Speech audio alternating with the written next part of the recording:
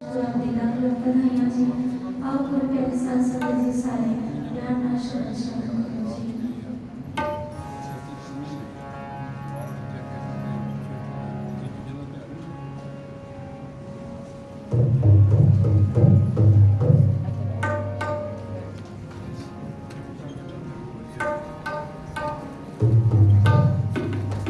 सांस सांस सिमरो गोविंद मन अंतर की उतरे चिंद सांस सांस सिमरो गोविंद मन अंतर की उतरे चिंद सांस सांस सिमरो गोविंद मन अंतर की उतरे चिंद।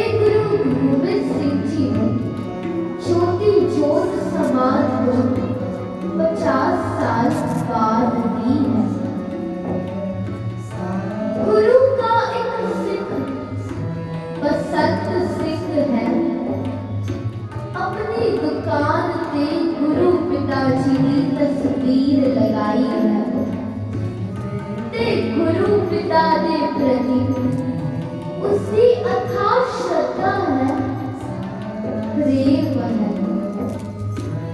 प्रेमा भक्ति च हमेशा लीन रहता है। एक दिन जदों दुकान ते बैठे आसी, एक चिट्ठी आई।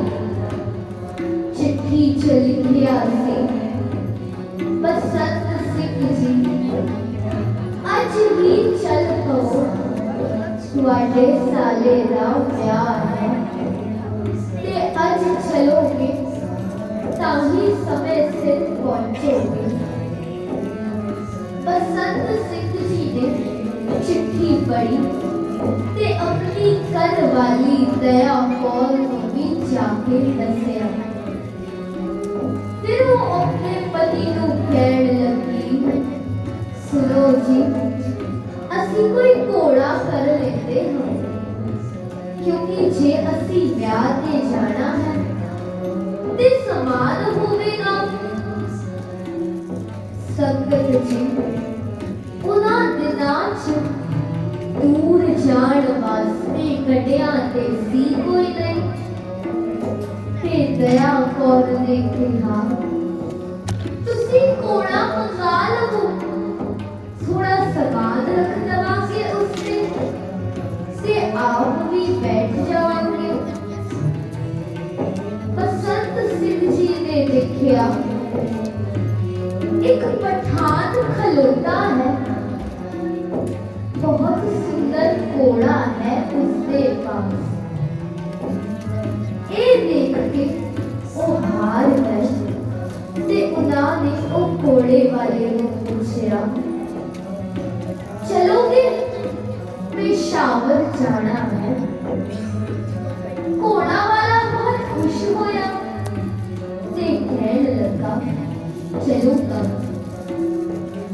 बसंत सिंह जी ने फिर पूछा, असी तो तुहानू जानते नहीं हाँ, रास्ता भी लंबा है ते साडे कोल समान भी है, तुसी अपनी कोई गारंटी दवो। पठान कहने लगा, मैं तो इत्थे नवा नवा आया हूं, तुसी किसी को भी बुला लवो ते मैं फिर उन्हां वेख के अपनी गारंटी दवांगा। ये सब दया कौर सुन रही सी ते अंदरों आवाज लगा के कहती, जे गारंटी देनी ही है ना ते फिर गुरु गोबिंद सिंह जी दे अलावा किसी होर दी ना दवो, उन्हां दी ही गवाही पायो। ये सुन के पठान ने पूछा, अच्छा ते तुहाडे ए गुरु गोबिंद सिंह जी किथे रहंदे ने? ये सुन के बसंत सिंह ने कहा, हर थाई हर जगह रहते ने, पर उन्होंने चूल्हा छड्डे हो 50 साल हो गए। पठान मन विच हसन लग्या और सोचन लग्या, उसकी गारंटी दिलवा रहा है ये मूर्ख सिख जो इस दुनिया च है ही नहीं। पठान ने कहा, मैनू मंजूर है। नाल ही मन च सोचता है, किसी जिंदे आदमी की गारंटी दे भी देते तब मैं उसको कुछ पूछ भी लेता। उसकी गारंटी दे रहा है जो इस दुनिया च है ही नहीं। हामी पलती सामान लगाता घोड़े थे ते चल गए अपनी यात्रा। रास्ता लंबा है, थोड़ी दूर जाके भूख लगी ते एक छायादार ਨਾਲ ਪੇੜ ਦੇ ਥੱਲੇ ਬੈਠ ਗਏ। ਫਿਰ ਦੋਨਾਂ ਨੇ ਰੋਟੀ ਖਾਈ ਤੇ ਰੋਟੀ ਖਾਦੀ ਸੀ ਥੋੜਾ ਥੱਕ ਵੀ ਗਏ ਸੀ। सोचा थोड़ी देर सो लेते हैं फिर आगे जावा। ये देख के पठान ने देखा कि दोनों सो गए ने। घरवाली बसंत सिंह दी बहुत सोहनी है, भरा दे ब्याह ते चली है ते कहने भी पाए है। ये देख के पठान दे मन विच लालच आया। सोचा ब्याह ते जा रही है, और समान ते पैसा भी होवेगा, क्यों ना इस सिख नूं मैं मार दवा। फिर इसकी सोहनी घरवाली नूं अपने नाल ले जावांगा ते सारा पैसा भी मेरा हो जाएगा। गारंटी भी उस गुरु दी दिती है जिसको गए हुए 50 साल हो गए हैं। मैनू कौन पूछेगा। कटार कटी संगत जी ते बसंत सिंह जी दे गले ते बाल दिता। उस नादी गर्दन भी अलग हो गई। खून दे छिट्टे दया कौल दे मुख ते पए ते ओ डर के उठ पई। रोन लगी, कहंदी ए पापिया तू एक की किता, मेरे पति को मार दिता। विलाप करने लगी। पठान हंस के कहने लगा, मेरे नाल चल, तेनू अपनी बेगम बना के रखूंगा। तेरे घर वाले नू तां मैं मार दिता, तू मेरे नाल सीधी तरह चल, नहीं तां तेरा भी सिर ही इत्थे अलग कर दूंगा। दया कौर कहंदी, ओ पापिया तू भुल गया है, मैनू भुल के भी हथ ना लगाई। तू एक सुते हुए सिख नू मारिया है। इस सिख दे अंदर अमृत दी ताकत है, नाम दी ताकत है, नाम बाड़ी दी ताकत है। जे तेरे अंदर हिम्मत होती तां इस दे नाल चमत्रा होया ही मुकाबला करदा। ओ फिर पठान जोर दी हसन लग्या ते कहने लग्या, इस जंगल च कौन तेनू बचाण आवेगा, चल मेरे नाल। दया कौर कहंदी, पापिया दोबारा ए ना कही, तू भुल गया है। तू गुरु गोबिंद सिंह जी की गारंटी दिती है। ते वो होर जोर जोर दी हसन लग्या ते कहन लग्या, तेरे गुरु नू इस दुनिया च गए हुए 50 साल हो गए ने, भला मरे हुए भी कभी वापस आते ने। दया कौर बोली, भला गुरु भी कदे मरदा है, ओदा एक जोत स्वरूप है, ओदा सर्व खाई है, हाजरा हजूर है, चाहना जहूर है। पापी हंस रहा है ते दया कौर अरदास कर रही है, मेरे साइया तेरी जान अमली दे के असी घरों चले सा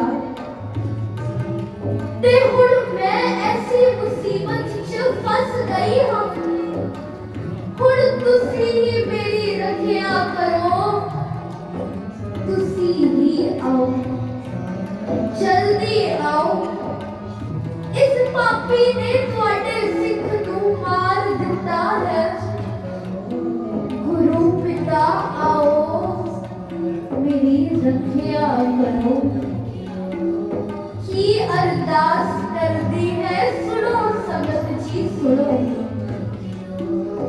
वाह वाह गोबिंद सिंह कलगियां वाले गोबिंद सिंह जी बाजा वाले गोबिंद सिंह जी नीले वाले गोबिंद सिंह जी कटने वाले गोबिंद सिंह जी अनंतपुर वासी गुरु गोबिंद सिंह जी गुरु गोबिंद सिंह जी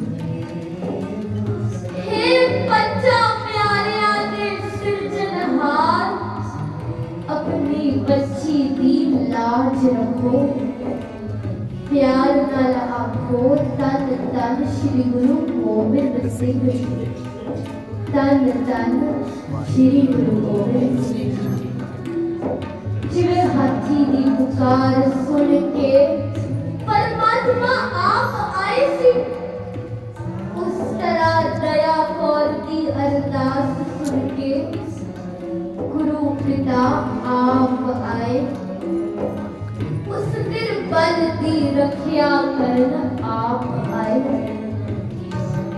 क्योंकि उसने अंदर प्रेम दी शक्ति सी प्रेम पाव है उस गुरु ते भरोसा है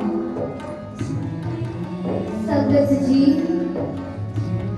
थे पापी उसनू ले जान दी कोशिश कर रहा है ता उसी समय घोड़े दी आवाज आई दया कौर दी अखां चमक पई ओ खुश हो गई ते कहन लगी सुनिया पापिया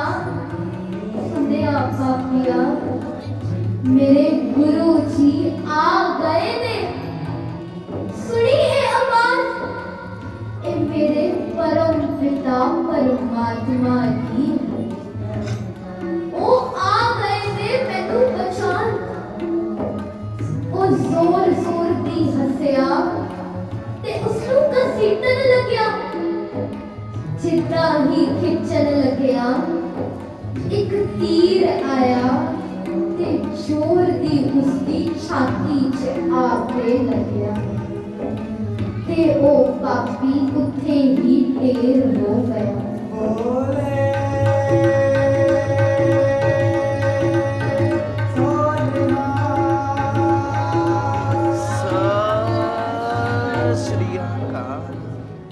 होली होली गुरु जी नजदीक आए ते दया कौर ने देखा कि मेरे गुरु पिता आए ने कल्ले नहीं आए अपने पंजा प्यारिया नाल लेके आए ने सतगुरु पिता नू मत्था टेकिया ते कहन लगी पिताजी एक सुपना है कि सच कि मैं तुम्हारे दर्शन कर पा रही हूँ गुरु जी ने कहा जो सच्चे मन नाल मेरा नाम लेता है ते अरदास करता है उसको मैं इसी तरह परतक दर्शन देता हूँ ते उनादी रखिया भी करदा रो रो के दया कौर ने फिर गुरु जी ने चरण तोड़ दिते फिर गुरु जी ने सिर ते हाथ तार के कहा पिए रो ना असी आ गए कह मंग तू की मंगना है। तेरे अंदर जो प्यार ते भरोसा है उसको मैं अनसुना नहीं कर सकिया। मंग तू की मंगना है। दया कौर कहती पिताजी आ तो गए हो पर आज देर कर दी। जे तुसी कुछ समय पहले आ जाते मेरे पति बसंत सिंह ना बनते। सतगुरु जी ने प्यार ना रखे हाँ मेरी बचिए देर मेरे पासों नहीं तेरे पासों कोई है। कितना गुरु पिता गुरु जी कहते जदों तू पहली बार कहा कलगिया वाले जल्दी आओ मैं तो तैयार सी पर तू कहा कलगिया वाले ते मैं कलगी सजान लग पिया। फिर कहा बाचा वाले मैनू बाज रखना पिया। तू आखिया नीले वालिया सानू घोड़ा तैयार करना पिया। फिर कहा पंच प्यारियां दे सिरजनहार सानू पंच प्यारियां नू तैयार करना पिया। फिर कहा आनंदपुर वासी मैनू आनंदपुर दा चक्कर लगा के आना पिया। धीए जे तू बस एक कह देंदी कट कट वासी मैं तां तेरे नाल ही खलोता सी। देर तेरे पासों हुई है मेरे पासों नहीं। मैं तां हमेशा अपने भगतां दे अंग संग रहता हां।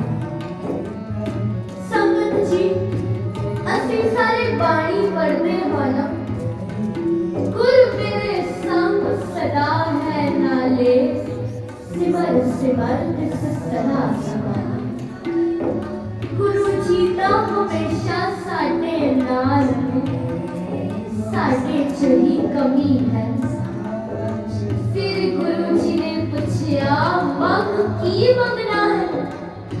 ਦਇਆ ਕੌਰ ਨੇ ਕਿਹਾ गुरु पिता तेरे दर्शन कर लए मैनू होर की चाहिदा है। पर जे तुसी मंगण वास्ते कहते हो तां अपने सिख नू पुछो उसनू की चाहिदा है। ते संगत जी साहिब हस के कहन लगे तू कुछ नहीं मंगया पर फिर भी सब कुछ मंग लिया। गुरु जी उठे ही बैठ गए अपने सिख दा सिर दर नाल जोड़ के अपने एक प्यारे भाई दया सिंह नू कहते इस सिख दे मुख दे अमृत दे छिट्टे पाओ।